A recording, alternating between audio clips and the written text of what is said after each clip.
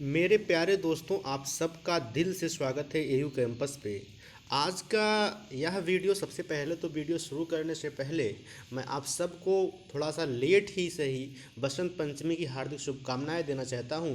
और आप सब लोग भी माँ सरस्वती से यही कामना करें कि आप एक बेहतर शिक्षा लेके, एक बेहतर नागरिक बन के, एक जिम्मेदार नागरिक की तरह देश में जो आपकी ज़रूरत है उसे देने का काम करें और एक आदर्श व्यक्ति की तरह अपना जीवन व्यतीत करें। मेरे प्यारे दोस्तों, आज की इस वीडियो में हम लोग ज्योग्राफी पे बात करेंगे। ज्योग्राफी के पेपर 2 में जो आप लोगों में है ह्यूमन ज्योग्राफी। देखिए, आज मैं बहुत सारी चीज़ें आपको कवर कर दूंगा इस वीडियो में। वीडियो को लास्ट तक ज़रूर देखिएगा। स्पीड आप बढ़ा सकते हैं अपने अनुसार, मैं तो अपने हिसाब से पढ़ाऊँगा, मतलब कुछ चीज़ें बताऊँगा। देखिए, सबसे पहले आपको ये समझना ज़रूरी है कि ह्यूमन ज्योग्राफी है क्या, ह्यूमन ज्योग्राफी को पढ़ें कैसे, अपना सिलेबस कैसे कवर करें, ये सारी चीज़ें आपको देखना ज़रूरी है। और उसके साथ साथ आपको ये भी समझना ज़रूरी है मेरे प्यारे दोस्तों, इसके साथ आपको ये भी समझना ज़रूरी है दोस्तों कि आपका ये जो ह्यूमन ज्योग्राफी का सिलेबस है ये कितना मैच करता है आगामी परीक्षाओं में, या फिर ह्यूमन ज्योग्राफी का स्कोप क्या है। इस पर हम बात करें तो यूपीएससी मेंस में अगर आप ज्योग्राफी ऑप्शनल रखने का सोच रहे हैं तो उसमें ह्यूमन ज्योग्राफी से अच्छे खासे क्वेश्चन पेपर 2 में पूछ जाते हैं। तो सबसे पहले हम लोग आज बात करेंगे ह्यूमन ज्योग्राफी है क्या, इसको पढ़ें कैसे, और इसमें जो 50 मार्क का क्वेश्चन आएगा उसको कैसे कवर करें। सबसे पहले ये समझिए, आपकी जो ह्यूमन ज्योग्राफी मेरे प्यारे दोस्तों 50 नंबर का पेपर होगा। 4 प्रश्न होंगे, 8 प्रश्न आएंगे, 4 प्रश्न करने होंगे। और आप लोग ये समझ लीजिए कि आप में 4 यूनिट भी हैं। सबसे पहला काम यह है कि आप अपना सिलेबस देख लें। सबसे पहला ही काम है मेरे प्यारे दोस्तों, आप अपना सिलेबस देख लें। आप अपना सिलेबस देखेंगे तो आप पाएंगे कि आपके ह्यूमन ज्योग्राफी में मेरे प्यारे दोस्तों 4 यूनिट है। पहली यूनिट तो ये है कि ह्यूमन ज्योग्राफी है क्या, इसका नेचर क्या है, इसका स्कोप क्या है और इसकी अप्रोचेज क्या है। ठीक है ना। और इसके बाद हम आपसे बात करें इसकी यूनिट 2 में, तो इसकी यूनिट 2 में आपको पॉपुलेशन के बारे में पढ़ना है, भारत की जनसंख्या के बारे में पढ़ना है, एशिया के परिप्रेक्ष्य में देखना है कहाँ पे कितनी डेंसिटी ज़्यादा है, कम है, वहाँ के डेमोग्राफिक कैरेक्टर क्या है, वहाँ पे प्रजाति रेसेस के बारे में पढ़ना है और इन सब के बारे में पढ़ना होता है। मेरे प्यारे दोस्तों, अगर हम बात करें तीसरी यूनिट में, तो आपको तीसरी यूनिट में agriculture region of the world के बारे में पढ़ना होता है, जिसमें आपको बेसिकली डी विटेल्सी के जो उन्होंने वर्गीकरण किया हुआ था विश्व एग्रीकल्चर रीजन का, उसके बारे में पढ़ना होता है। और मेरे प्यारे प्यारे दोस्तों, आपकी चौथी और लास्ट यूनिट हुआ करती है इकोनॉमिक ज्योग्राफी का। इकोनॉमिक ज्योग्राफी का पार्ट है जिसमें आपको आयरन कोर और पेट्रोलियम के बारे में पढ़ना होगा, मतलब बेसिकली खनिज पदार्थों के बारे में पढ़ना होगा कि उनका उत्पादन कहाँ पे ज़्यादा होता है, उनका कंजम्पशन कहाँ पे ज़्यादा होता है। इन सबके बारे में मेरे प्यारे प्यारे दोस्तों ये आपका सिलेबस है। देखिए, सबसे बड़ी समस्या ये कि ये ह्यूमन ज्योग्राफी जो सब्जेक्ट है ये तो लगता है थोड़ी सी बोरिंग, क्योंकि इसमें थ्योरेटिकल पार्ट थोड़े से ज़्यादा हैं। लेकिन आप इस ज्योग्राफी को कवर कैसे करें, इस ज्योग्राफी में मैक्सिमम मार्क्स कैसे लाएं और बेसिक अंडरस्टैंडिंग बनाएं, इसके बारे में समझना बहुत जरूरी है। मैं मेरे मेरे प्यारे दोस्तों अपनी बात बताऊं तो मैं माजिद हुसैन सर की बुक लगभग 6 बार पढ़ चुका हूं। ये पहला दूसरा चैप्टर लगभग 6 बार पढ़ने के बाद आज माजिद हुसैन सर की लैंग्वेज समझ आती है। तो इतना आसान नहीं है। ईमानदारी से पढ़ते रहिए, उस चीज़ों को समझते रहिए। शुरुआत कहाँ से करनी है, कैसे एग्जाम की प्रिपरेशन करनी है और कैसे एग्जाम के पॉइंट ऑफ व्यू से चीज़ों को लेकर चलना है, इसकी बात ही मैं आपसे करता हूँ। सबसे पहली बात मेरे प्यारे दोस्तों, आपको ये समझना जरूरी है कि ह्यूमन ज्योग्राफी, अगर आप ज्योग्राफी 5, 6, 7, 8 तक पढ़े भी होंगे तो आपको कहीं नहीं मिली होगी। ह्यूमन ज्योग्राफी के लिए सबसे पहली बेसिक नीड है आपको, आप कक्षा 11th की एनसीईआरटी की बुक आती है, आप 100 रुपये की वो बुक आती है एनसीईआरटी की, जो मानव भूगोल की है, जिसमें चैप्टर आपके बीए में है सारे ही चैप्टर उसमें हैं, बशर्ते उसमें थोड़ी उसका जो एक्सप्लेनेशन है, उसकी जो व्याख्या है थोड़े शार्ट लेवल पे की गई है। सबसे पहली ज़रूरत ये है आपकी कि आप उस एनसीईआरटी को लो और इस एनसीईआरटी को कम से कम 2 बार रैंडमली पढ़ लें। इस एनसीईआरटी में अगर आप 2 घंटे देते हैं तो ये आपको 10 दिन में 20 घंटे में कवर हो जाएगी। 20 घंटे करने के बाद एक चैप्टर में 2 घंटे देंगे, आपकी एनसीईआरटी खत्म हो जाएगी और आपकी बेसिक जो अंडरस्टैंडिंग है वो डेवलप हो पाएगी ह्यूमन ज्योग्राफी है क्या। मेरे प्यारे दोस्तों, अब हम लोग आज पहली यूनिट कवर करेंगे और पहली यूनिट कवर करने के साथ ही साथ आपको इसके पीडीएफ के नोट्स बना के जो मेरे पास अवेलेबल है आपके टेलीग्राम चैनल पे ही पहली यूनिट के सारे नोट्स पढ़ जाएंगे। आप वहाँ से भी अपने 12th की एनसीईआरटी से, 11th की एनसीईआरटी से आपके पास जो सोर्सेज अवेलेबल हैं बुक, चाहे माजिद हुसैन सर की हो चाहे एच डी मौर्या की हो, वहाँ से करके आपका उत्तरदायित्व तो बनता है कि आप उसका नोट्स तैयार कर लें। अभी एग्जामिनेशन के पर्पज़ से अगर लिख रहे हैं तो पहले पिछले साल के क्वेश्चन देख लें और उसके बाद से सारी चीज़ें देख लें। मेरे प्यारे दोस्तों, अब हम लोग आ जाते हैं कि पहले ह्यूमन ज्योग्राफी है क्या, ह्यूमन ज्योग्राफी की क्या अप्रोच है, इसका बेसिक कंसेप्ट कुछ सीखते हैं। उसके बाद इसको मैं पूरा चैप्टर को बहुत शार्ट में समेट दूंगा, बशर्ते ज़रूरत इसके बाद आपको ये पड़ेगी कि आप उस चैप्टर को पढ़ें बस। हम ये क्या करेंगे, हम एक थोड़ा आपको गाइड कर रहे हैं कि कैसे पढ़ना है, क्या क्या टॉपिक है और कैसे इसकी शुरुआत करनी है। मेरे प्यारे दोस्तों, मैंने आपको सबसे पहले ही बताया था कि ज्योग्राफी है क्या। मैंने आपको सबसे पहले ही बताया था, ये बात मैं बार बार कहता हूँ कि जो कोई भी सब्जेक्ट है, जब आप उसके बैकग्राउंड में जाकर उसकी ऐतिहासिक पृष्ठभूमि देखेंगे तो आप यही पाएंगे कि पहले उसकी डिफिनेशन कुछ और हुआ करती है, लेकिन जैसे जैसे लोगों के नॉलेज बढ़ते हैं, जैसे जैसे लोगों को समझने की क्षमता बढ़ती है, उसकी डेफिनेशन भी निश्चित रूप से चेंज होती जाती है। सेम वही पोजीशन है ज्योग्राफी के साथ। मेरे प्यारे दोस्तों, बहुत पहले अगर हम जाएं तो हम लोगों ने पता है कि ज्योग्राफी शब्द पहले सबसे पहले अरिस्टोस्थनीज ने दिया था, जिन्हें इसी कारण उनको फादर ऑफ ज्योग्राफी भी कहा जाता है। उसके बाद में उस चल के हिकैटियस ने उनका प्रॉपर उसका मतलब एक समेकित मतलब उनको एक क्रम में दिया, और हिकैटियस के लिए इसीलिए हिकैटियस को भी ज्योग्राफी का पिता या फादर माना जाता है। ये तो बात बहुत पुरानी हो गई मेरे प्यारे दोस्तों। हम लोग बहुत पहले जब कक्षा 6 में पढ़ा करते थे तो हम लोग यही कहा करते थे कि पृथ्वी का अध्ययन ही भूगोल है, और ये डेफिनेशन काफ़ी समय तक चलती रहेगी, the study of earth surface that is geography. लेकिन मेरे प्यारे दोस्तों, जैसे जैसे लोगों के नॉलेज बढ़े, मैंने पहले ही बताया कि जैसे लोगों के नॉलेज बढ़ते गए, डेफिनेशन चेंज होती गई। इसके बाद इसको अर्थ से ना करके कोरिलेट करके, इसको सिर्फ अर्थ से ना कोरिलेट करके इसको एटमॉस्फेयर से कोरिलेट किया गया। एटमॉस्फेयर से ना कोरिलेट करके फिर इसको आपके हाइड्रोस्फीयर मतलब जल से भी कोरिलेट किया गया। और जब ये तीन चीज़ हम लोग कोरिलेट कर ही लिए, तो जब तक इसको मानव से ना कोरिलेट करें तो कोई चीज़ हम अगर अपने परिप्रेक्ष्य में अपने वेलफेयर में ना सोचें, उसका पढ़ने का मतलब क्या है। तो आप एक बायोस्फीयर नाम का चैप्टर भी पढ़ते होंगे, जिसमें आपको जीव जंतुओं और उसके वर्गीकरण के बारे में पढ़ाया जाता होगा मेरे प्यारे दोस्तों। तो ये ज्योग्राफी ऐसे ऐसे मतलब इसकी डेफिनेशन और इसकी स्कोप और समझने की क्षमता बढ़ती जाती है मेरे प्यारे दोस्तों। जैसे इसकी ज्योग्राफी के डेफिनेशन की बात करें तो प्रॉपर एक जो एक्सेप्टेड डेफिनेशन मानी जाती है, जो सबसे रिसेंट होती है, तो इसके लिए आप एक जोग्राफर का नाम याद करेंगे। आप एक जोग्राफर बहुत ही मशहूर जोग्राफर हुए, इनको आप आगे भी पढ़ेंगे, जब जोग्राफिकल थॉट पढ़ेंगे उसमें भी इन्हें पढ़ेंगे। इनका नाम था मेरे प्यारे दोस्तों रिचर्ड हार्टसोन। रिचर्ड हार्टसोन इनका नाम है मेरे प्यारे दोस्तों। इन्होंने 1939 में एक बुक लिखी, नेचर ऑफ ज्योग्राफी। आप लोग देखिए, इस दो डेट हैं, इसमें बहुत लोग कंफ्यूज हो जाते हैं, और एक मेरे दोस्त ने कमेंट भी किया था कि सर आप गलत बताए हैं। लेकिन मैं आज आपको ये बात कन्फर्म कर देता हूँ, मैं कमेंट भी करके उस बच्चे को बताया था कि आप ये समझे मेरे प्यारे दोस्तों कि 1939 में ही उन्होंने बुक लिखी। 1939 में ही उन्होंने बुक लिखी नेचर ऑफ ज्योग्राफी, और वही बुक रिवाइज्ड होकर 1962 में पब्लिश हुई, 1959 में पब्लिश हुई। तो सबसे पहले लिखी उन्होंने 1939 में, रिवाइज एडिशन इसका आया 1962 में, मतलब मार्केट में हर जगह मैगजीन के थ्रू अवेलेबल कब हुई तो 1962 में। लेकिन आप डेट डालते हैं तो 1939 लिख के फिर लिख सकते हैं कि रिवाइज इन 1959। मेरे प्यारे दोस्तों, इन्होंने ही ज्योग्राफी को एक ऐसी डेफिनेशन दिया जिसमें इन्होंने पूरी ज्योग्राफी को समेटा, और एक प्रॉपर डेफिनेशन जो आज तक मानी जाती है। मैं ये डेफिनेशन आपको बोल रहा हूँ, इसको नोट करके आपके दिमाग में बिल्कुल होनी चाहिए, हमेशा रहनी चाहिए। मैं इससे कुछ की पॉइंट भी आपको समझाता हूँ। इन्होंने एक बुक लिखी थी, perspective on the nature of geography. देखिए, उस बुक का नाम नेचर ऑफ ज्योग्राफी था, लेकिन जब 1962 में ये रिवाइज हुई तो इसका नाम हो गया perspective on the nature of geography. आप इस बात को भी समझ लें, सबसे पहले 1939 में था मेरे प्यारे दोस्तों, क्या बताइए, nature of geography.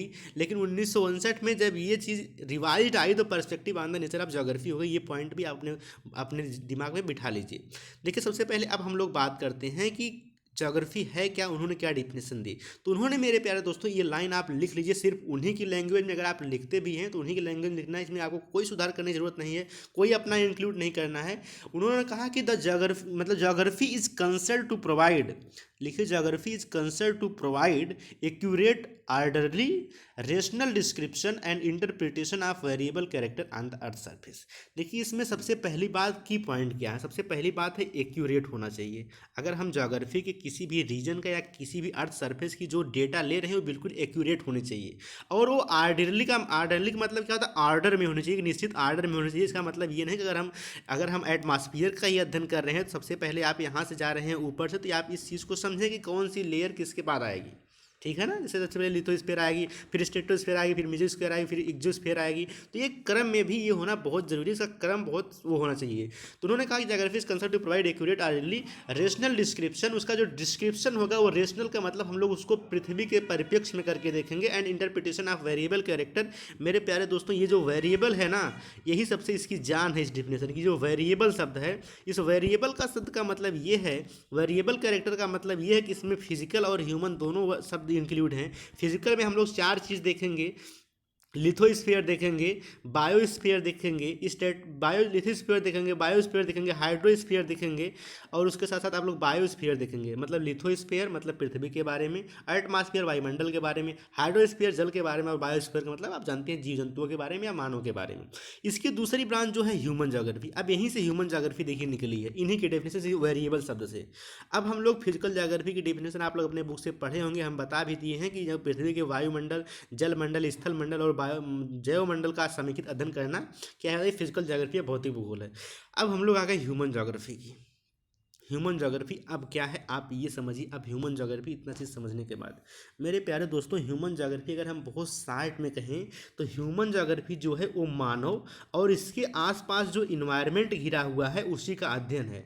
The relationship, the study of man and its surrounding areas. जो मानव है, the study of human and its surrounding areas, जिसकी एरिया घिरी हुई हैं, ये इसका, यही ह्यूमन ज्योग्राफी बहुत शार्ट शब्द में, बहुत मतलब एकदम बिल्कुल ही आसान भाषा में कहें तो यही इसका मतलब है कि ह्यूमन ज्योग्राफी क्या है। ह्यूमन ज्योग्राफी में हम मानव और मानव से घिरे हुए पर्यावरण का अध्ययन करते हैं। मेरे प्यारे दोस्तों, अब इसी में ये समझना जरूरी है कि एक तरफ मानव है और एक तरफ पर्यावरण है। पहला चैप्टर पूरा का पूरा इसी पे बेस होगा, था सारी की सारी थ्योरी हैं। आपको ये समझना जरूरी है कि एक तरफ मानव है, एक तरफ पर्यावरण है। मानव और पर्यावरण का संबंध क्या है, यही आपको इस चैप्टर में समझना है। जितने भी इसमें अप्रोच पढ़ेंगे, आप पढ़ेंगे, चाहे आप वेलफेयर अप्रोच पढ़ें, चाहे आप बिहेवियरल अप्रोच पढ़ें, या फिर आप कोई भी अप्रोच पढ़ने, चाहे जैसे भी जितने भी ज्योग्राफी के स्कूल्स आए हैं, जो एक अवधारणा आई है, चाहे आप डिटर्मिनिज्म पढ़ लीजिए, चाहे आप पॉसिबिलिज्म पढ़ लीजिए, चाहे आप नियो डिटर्मिनिज्म पढ़ लीजिए, इन सारा का सारा मूल उद्देश्य यही है कि ज्योग्राफी और मतलब ह्यूमन ज्योग्राफी में ह्यूमन और पर्यावरण का संबंध क्या है, यही चीज़ हमको सीखनी है इस चैप्टर में बेसिकली। अब इस चैप्टर को, इस चीज़ को सीखनी कैसी है, अलग अलग ज्योग्राफर अपने मत देंगे, अपने थॉट देंगे, और उसी थॉट को हमको इम्प्लीमेंट करना है। बस इतना ही सीखना है हम लोगों को। अब हम लोग बात करते हैं इस चैप्टर की, क्या क्या इसमें सिलेबस, आपको पढ़ना कैसे है। मेरे प्यारे दोस्तों, इस ह्यूमन ज्योग्राफी में आपको मोटे तौर पर अगर हम आपको बताएं तो सबसे पहले आपको ये सीख लिया कि ह्यूमन ज्योग्राफी है क्या, ह्यूमन ज्योग्राफी का हिस्टोरिकल डेवलपमेंट, ह्यूमन ज्योग्राफी कैसे बढ़ी, ये सिर्फ पढ़ना है। कभी प्रश्न पेपर में बहुत रेयरली आता है। और उसके बाद ह्यूमन ज्योग्राफी में मैन का एडजस्टमेंट कैसे करता है वो अपने इन्वायरमेंट के प्रति। जैसे अगर हम आपसे बात करें, जो पोलर एरिया जैसे इग्लू वगैरह होते हैं, तो जहाँ पे टेम्परेचर माइनस में होता है और वो बर्फ़ में भी अपना जीवन कैसे व्यतीत करते हैं, इन सब सारी चीज़ों के बारे में कैसे एडजस्टमेंट करते हैं अपना इन्वायरमेंट के प्रति, ये पढ़ना है। लेकिन ये दोनों चीज़ें हिस्टोरिकल बैकग्राउंड आपकी समझ को पढ़ाएंगी।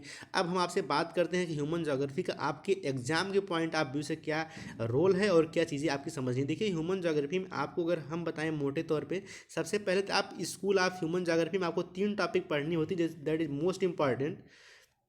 तीनों ही टॉपिक मोस्ट इंपॉर्टेंट है, इसी में से एक प्रश्न हर साल आता है। स्कूल में आपको 3 पढ़ना है। सबसे पहला है डिटर्मिनिज्म, डिटर्मिनिज्म है। दूसरा है पॉसिबिलिज्म, जिसको हिंदी में निश्चयवाद कहते हैं, इसको हिंदी में संभववाद कहते हैं। और उसके बाद हम बात करें मेरे प्यारे दोस्तों एक और का, तो वो तीसरा है नियो डिटर्मिनिज्म या नव निश्चयवाद। ये आपको बेसिकली 3 चीज़ पढ़नी है, 3 अप्रोच पढ़नी है। अब हम आपको समझाते हैं एक एक करके कि कैसे पढ़ना है चीज़ों को। देखिएगा, देखिए, अगर हम सबसे पहले आपसे बात करें ह्यूमन ज्योग्राफी के बारे में, अरे सॉरी, एक मिनट रुक जाइए यार, ये यहाँ से गड़बड़ हो गया है।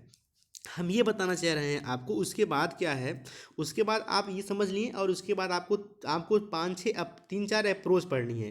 अप्रोचेज में आपको सबसे पहले आपको पढ़नी है बिहेवियरल अप्रोच, दूसरा पढ़ना है इकोलॉजिकल अप्रोच, तीसरा पढ़ना है वेलफेयर अप्रोच।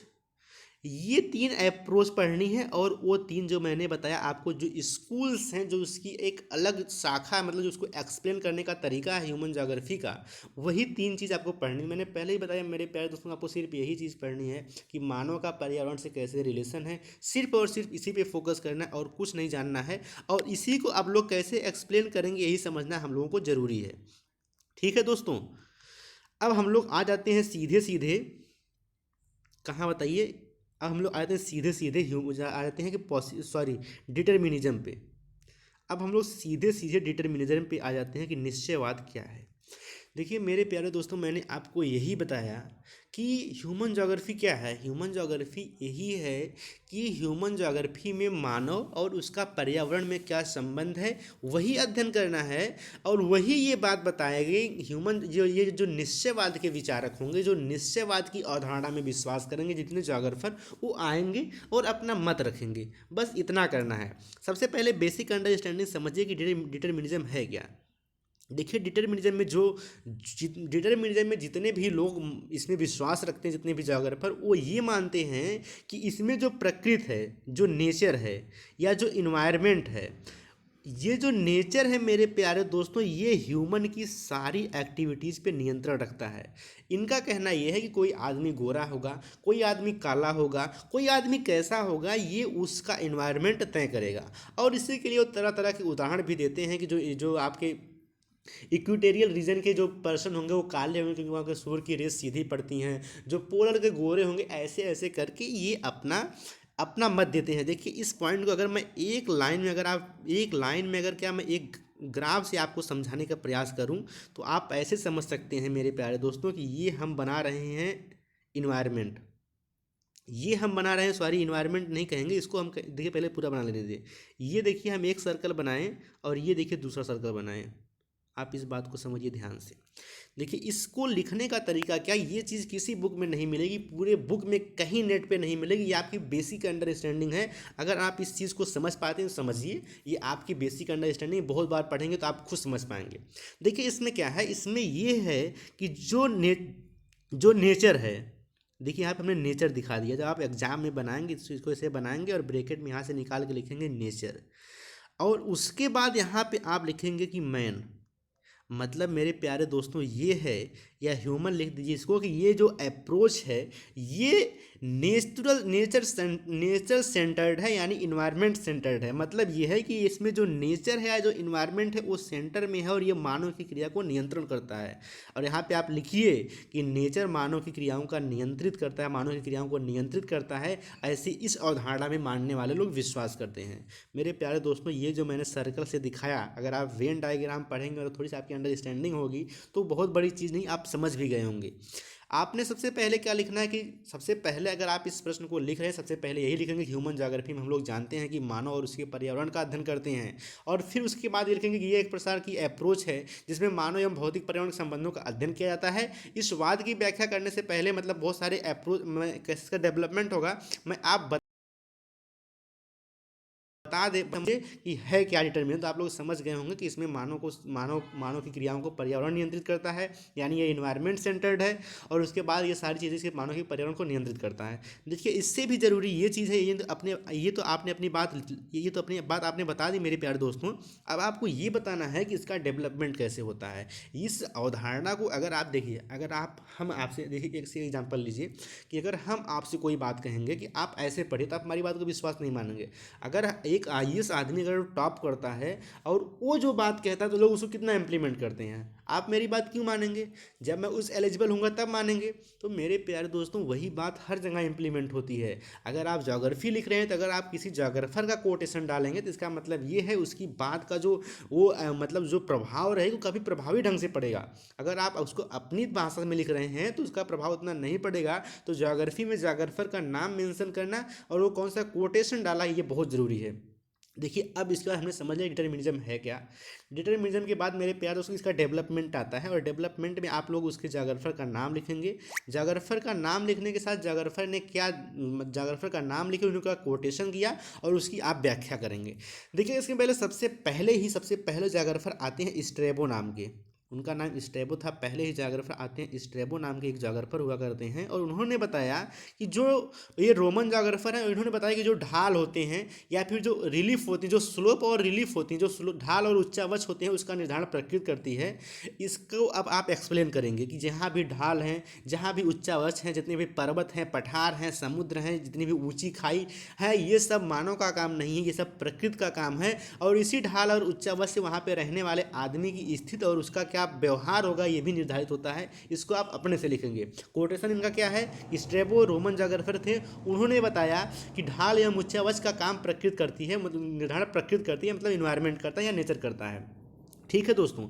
अब उसके बाद दूसरे जागरफर पे लिखेंगे, इसमें आप लिख के एक पैरा बनाएंगे, पैरा चेंज करेंगे और दूसरे जागरफर का नाम लिखेंगे। दैट इज मोस्ट इंपॉर्टेंट, सबसे इंपॉर्टेंट यही है, सबसे इंपॉर्टेंट यही है इस मतलब ये पूरे डिटर्मिनिज्म का। That is Immanuel Kant. ये एक जर्मन जागरफर थे, जर्मन जागरफर थे। इन्होंने भी एक तरह से माना तो इन्हीं यही इसका इसका इन्होंने एक तरह से वकालत की और इसी अवधारणा को आगे बढ़ाया। और इन्होंने एक उदाहरण दिया कि जो न्यू हालैंड के निवासी होते हैं वहाँ पे मक्खी इतनी ज़्यादा उड़ती हैं कि जिस कारण वह अपनी आँख खोल नहीं पाते हैं। उनका कहना यह जो मक्खी है वो मानव को नियंत्रित करती है। ऐसा क्यों होता है? क्योंकि वहाँ की मक्खी मानव के व्यवहार को नियंत्रित कर रही है। मेरे प्यारे दोस्तों, मैंने यही बताया कि इन्वायरमेंट मानव की क्रियाओं को नियंत्रित कर रही है। अब इसी पक्ष में हर जागरफर अपने बात रखेंगे। बात को समझे इमैनुअल कांट के बारे में, एक पैराग्राफ इसमें अपने बुक से देख के लिखेंगे। मैंने इतना चीज़ें बता दी। अब उसके बाद हम अगर बात करें आप लोगों से तीसरे नंबर पे that is most important Charles Darwin, जो आप लोग बहुत पहले से पढ़े होंगे, कक्षा 10 में पढ़े होंगे। इनकी एक बुक भी थी origin of species bye means of natural selection, जिसको आप शार्ट में ओरिजिन ऑफ स्पीसीज कहते हैं। तो इन्होंने भी ये बात बताई थी और जब इन्होंने ये अपनी बुक लिखी और ये बुक पब्लिश हुई तो ये निश्चयवाद की अवधारणा और जोरों पर बढ़ गई। इन्होंने कहा कि जो आदमी का चयन होता है, जो प्रजाति बनती है, वो एक नेचुरल सिलेक्शन के प्रोसेस के थ्रू होती है। जैसे आप इस तरह समझिए, अगर मान लीजिए कि यहाँ पे बाढ़ आ जाए प्रयागराज में और सब लोग डूबने लगे, जो लोग कमज़ोर रहेंगे वो लोग मर जाएंगे, मतलब लोग बह जाएंगे, उसमें से एक दो लोग बच जाएंगे। जो दो लोग बचेंगे उनकी जो एफिशिएंसी है बॉडी की वो सामान्य लोगों से ज़्यादा रही होगी, वो डूबने के बाद भी तैरने में एफिशिएंट रहे होंगे और ऐसे ऐसे करके वो बचे होंगे। इन्होंने ये कहा कि इसके बाद भी इसमें जो है प्रकृति नियंत्रित करती है, प्रकृति चयन करेगी कि कौन कितना एफिशिएंस है। ये भी बात क्लियर हुई। देखिए सारी बात एक ही है, अगर आप सारी बात को सोचेंगे और समझेंगे तो एक ही चीज़ स्पष्ट आएगी कि जो मानव है उसकी प्रक्रियाओं को नियंत्रित कौन करता है? इन्वायरमेंट करता है। बस एक ही बात आएगी, इससे ज़्यादा आपको कुछ नहीं समझना है। अब उसके बाद यही आपको अपने शब्दों में ना लेके आपको जो जोग्राफर ने अपनी बात रखी उन्हीं की बात में रख देनी है, ऐसे डेवलपमेंट करते चले जाना। उसके बाद चौथे नंबर पे आते हैं फ्रेडरिक रेडजल नाम के एक जोग्राफर हुए, जिन्हें वैज्ञानिक निश्चयवाद का संस्थापक भी कहा जाता है। कि और उसकी इनकी जो कोटेशन लाइन है कि similar location leads to similar mode of life, कि जैसी लोकेशन होगी और वैसा मोड ऑफ लाइफ होगा, इसके भाव कंटेंट वहाँ से डाल देंगे। फिर E.W. हंटिंगटन भी आते हैं, इन्होंने प्रिंसिपल ऑफ ह्यूमन जोग्राफी लिखा और उसके बाद बहुत तरीके की ऐसे ऐसी चीज़ें बढ़ती जाती हैं मेरे प्यारे दोस्तों। और ये बात यहीं पर अवधारणा खत्म होती है, मतलब धीरे धीरे अब इसके बाद इसमें ड्रॉबैक आते हैं। अब आप इसका करेंगे क्रिटिकल इवेल्युएशन। देखिए आप निश्चयवाद को समझ पाए होंगे और इतना करने के बाद आप एक चीज़ समझ पाए कि निश्चयवाद एक्चुअल में है क्या। मैंने डायग्राम से भी समझा दिया, मैंने आपको ऐसे करके भी समझा दिया। अब आप इसका क्रिटिकल एवोल्यूशन, जब आप इस थ्योरी को समझ गए तो इसके हिसाब से आप इसका मूल्यांकन करेंगे। आप बताएंगे इसमें क्या क्या खूबियाँ हैं, इसमें क्या क्या कमियाँ हैं, तो आप देख पाएंगे कि ये बात बिल्कुल सही नहीं है। अब ये जो इन लोगों ने कहा कि मानव इसकी प्रक्रियाओं को नियंत्रित करता है, ये बात बिल्कुल गलत है। क्योंकि मानव अब इतना सक्षम हो गया, उसकी टेक्नोलॉजी इतना डेवलप हो गया है मेरे प्यारे दोस्तों कि ये जो आप हमने बात की पोलर रीजन की, से अगर आप बात को समझे, ये आपका अर्थ है, ये इक्वेटर हो, ये अर्थ है मेरे प्यारे दोस्तों। तो ये इक्वेटर होता है और आप जानते हैं कि जैसे जैसे यहाँ से जाते हैं ऊपर तो टेम्परेचर घटने लगता है। जो पोलर एरियाज हैं रसियन वाली, और यहाँ पे जो पोलर एरिया जैसे साइबेरिया वगैरह, यहाँ पे बहुत ठंडी होती है। ठंडी क्या मतलब निगेटिव में टेम्परेचर होता है, वो सारे के सारे बर्फ़ होते हैं। लेकिन मानव की टेक्नोलॉजी इतनी डेवलप हो गई है कि यहाँ की इस बर्फ़ में भी मसाले और केले की खेती कर सकता है, लेकिन उसमें इन्वेस्टमेंट बहुत ज़्यादा आएगा। तो आप इस बात को लिखेंगे कि ये बात बिल्कुल पूर्ण से सत्य नहीं है। बहुत जगह चीज़ें ये बात गलत होंगी, इसका आप एग्जाम्पल देंगे इग्लू का लेके कि वहाँ पर ये सारी चीज़ें भारतीय मतलब जितने वैज्ञानिक है, जैसे जैसे उन लोगों की टेक्नोलॉजी बढ़ी, चीज़ें चेंज हुई हैं। आप इसका इवैल्यूएशन कर देंगे। मुझे लगता है कि अब आप इस बात को समझ गए होंगे। और इसी के बाद अब अगली अवधारणा आएगी मेरे प्यारे दोस्तों। अगली अवधारणा आएगी, अब आपकी आएगी संभववाद, जिसे इंग्लिश में कहते हैं पॉसिबिलिज्म। देखिए अब पॉसिबिलिज्म आएगा। देखिए हम इसको बहुत शार्ट में बता दे रहे हैं, लेकिन पढ़ने की अप्रोच वही होगी कि कौन जोग्राफर आया, उन्होंने क्या कोटेशन किया, उसका डेवलपमेंट कैसे हुआ। अब हम आपको सिर्फ इतना बता दे रहे हैं कि पॉसिबिलिज्म है क्या। देखिए पॉसिबिलिज्म की अगर हम बात करें मेरे प्यारे दोस्तों, तो इसमें इसी का जस्ट अपोजिट है। इसमें ये लोग ये मानेंगे, इसको भी मैं अगर आपको ग्राफ से समझाऊँ, अगर आपको ग्राफ समझे, देखिए ग्राफ ऐसे इसका इस तरीके से समझ सकते हैं आप। अगर हम आपको इसको ग्राफ से समझाएं तो आप इस तरीके से समझ सकते हैं कि इसमें क्या होगा, इसमें ह्यूमन सेंटर में होगा। सॉरी, इसमें क्या होगा मेरे प्यारे दोस्तों कि इसमें ह्यूमन सेंटर में होगा और इन्वायरमेंट बाहर होगा। इसमें ये मानने का कि ह्यूमन है, इसकी सारी क्रियाओं को नियंत्रित करेगा। इस बात को समझिए मेरे प्यारे दोस्तों कि इसमें ह्यूमन, अब इसमें ये लोग ये दिखाएंगे कि ह्यूमन एफिशिएंट है ना कि प्रकृति एफिशिएंट है। अब इसमें भी तरह तरह के जो है कि जोग्राफर आएंगे वो अपनी बात रखेंगे। सबसे सबसे जो इम्पॉर्टेंट जोग्राफर है that is Vidal de Laplace, most important नाम है, आप इनको पढ़ लीजिए। इन्होंने क्वार्टेशन दिया था कि जो है कि इन्होंने भी इसकी वकालत की, तो विचारधारा को आगे बढ़ा था। फिर जीन्स ब्रूस आते हैं, इन्हीं किसी से थे, फिर शावर आते हैं। तो ऐसे ऐसे 3 जोग्राफर का आप नाम देके इनमें इसके बारे में बात लिख सकते हैं। अब उसके बाद हम लोग बात करते हैं, आती है एक नई अप्रोच जो इन दोनों का खंडन करती है और एक नए तरीके से एक्सप्लेन करती है इस चीज़ को मेरे प्यारे दोस्तों। वो है नियो डिटर्मिनिज्म। अब नियो डिटर्मिनिज्म है क्या, आप इस बात को समझ लें। देखिए, नव निश्चयवाद एक परिकल्पना आई जिसे ग्रिफिथ टेलर ने दी हुई थी, इसका नाम आपको याद होना चाहिए। इन्होंने बताया कि ये दोनों ही अवधारणा गलत हैं, ये दोनों ही अवधारणा अपने आप में पूर्ण नहीं है। इन्होंने एक मध्यस्थ चुना, एक बीच का रास्ता चुना। और अगर इसको हम ग्राफ से दिखाएं तो हम ग्राफ को इसको ऐसे दिखाएंगे कि ये है ये है मान लीजिए, सॉरी ये फिर से गलती कर रहा है, ये यहाँ पे बैक हुआ, यहाँ पे किया। देखिए, ये इन्होंने कहा कि एक तरफ है आपका संभववाद मतलब पॉसिबिलिज्म, एक तरफ है निश्चयवाद, लेकिन ये दोनों ही अवधारणा अपने आप में गलत है। इसका एक सही मध्यस्थ, एक जो बीच का रास्ता है जिसमें हम ना तो किसी चीज़ में बहुत ज़्यादा सुधार कर सकते हैं, ना ही हम प्रकृति को मान सकते हैं कि प्रकृति सब कुछ कर सकती है, ना ही हम मानव को सब कुछ मान सकते हैं नहीं मानव ही सब कुछ है, बल्कि इनके बीच में एक इक्विलिब्रियम पॉइंट रहना चाहिए, मतलब एक समाकलित अध्ययन वो रहना चाहिए। ठीक है ना। तो आप इस बात को समझ गए निश्चयवाद क्या है, और निश्चयवाद में भी ये बात आप समझ गए होंगे। देखिए, इन्होंने इसी को स्टॉप एंड गो डिटर्मिनेंट भी कहा जाता है, रुको और जाना सिद्धांत भी कहा जाता है। और इन्होंने इसके लिए ट्रैफिक पुलिस का एग्जाम्पल लिया और उन्होंने बताया कि जिस प्रकार से अगर हम, जैसे अगर आप यहाँ पे आएंगे तो आप पाएंगे कि यहाँ पे ट्रैफिक लगी होती है। यहाँ पे अगर 4 रोड जा रही हैं तो अगर यहाँ से मतलब चौराहा है तो किससे कब जाएगी, ये चीज़ आपको बता सकती हैं। तो ये कहता है कि किसी भी देश का जो विकास है उसको हम उसको तो हम उसकी गति को तो कम कर सकते हैं, लेकिन उसको हम रोक नहीं सकते हैं प्रॉपर। जैसे मान लीजिए कोई वहाँ पे है तो उसकी गति को कम करने के लिए बैरियर लगा सकते हैं, लेकिन इसका मतलब ये नहीं कि उसकी गति को हम हमेशा के लिए रोक सकते हैं। तो इन्होंने इसी को कहा कि रुको एंड जाओ, निश्चयवाद सिद्धांत कहा। तो आप लोग इसका मोटा मोटा मतलब यही समझेंगे कि ये है संभववाद, ये है निश्चयवाद, इनके बीच का जो ये वाले पोर्शन है ये है, इनमें मतलब ग्रिफिथ टेलर इसी बात पर बल दिए हैं कि ये दोनों जो हैं बीच का रास्ता है, ना कि संभववाद और निश्चयवाद है। देखिए, ये चीज़ रही आपकी 3 स्कूल्स हैं, इसी में से हर साल प्रश्न आते हैं, या तो संभववाद आएगा तो निश्चयवाद आएगा,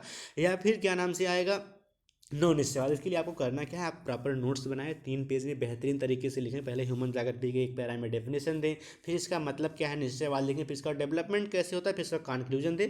और जैसे मैंने इसे डायग्राम वगैरह बताया, अपना कुछ क्रिएटिव करना चाहिए। अगर आपकी माइंड है, आपको उत्सुकता है, आप कर सकते हैं, अदरवाइज स्क्रिप्ट भी कर सकते हैं।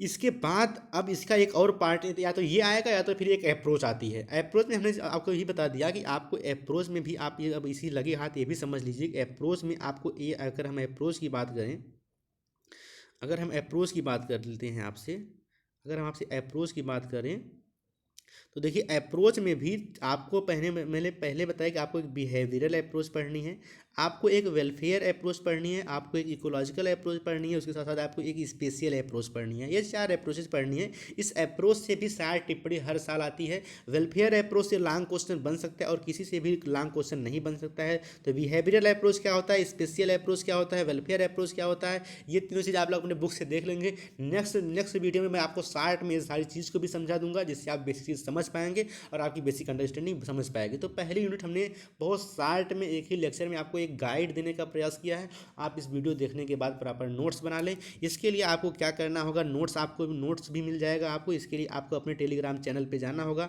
अभी इस वीडियो के बाद, अभी तुरंत जैसे ही वीडियो खत्म होगा, मैं इस पहली यूनिट का नोट्स का फोटो खींच के मेरे ख्याल से शायद टेलीग्राम चैनल पर डाल दिया हूँ। अगर नहीं डाला हूँ तो मैं अभी चेक करके, अगर नहीं होगा तो डाल दूंगा। पहली यूनिट तैयार रखिए, इससे आपके 12 नंबर 13 नंबर फिक्स होने वाले हैं। 12-13 का 60 टिप्पणी का ऐसे लगभग 15 नंबर तक बन जाते हैं आपके। तो पहली यूनिट कंप्लीट हो, ह्यूमन जागृति की बेसिक अंडरस्टैंडिंग बने, एनसीईआरटी पढ़ लें और पहली यूनिट तैयार कर लें। बहुत बहुत धन्यवाद आपको वीडियो देखने के लिए। वीडियो अच्छी लगे तो लाइक करिएगा, और अगर कोई सुझाव हो, कोई गलती हो तो उसको कमेंट करिए, कोई कन्फ्यूजन हो तो कमेंट करिए। और बहुत बहुत धन्यवाद इतना प्यार और सपोर्ट देने के लिए। चैनल पर नए हो सब्सक्राइब करिए, दोस्तों के साथ शेयर भी करने का प्रयास कीजिए। बहुत बहुत धन्यवाद। Thank you very much.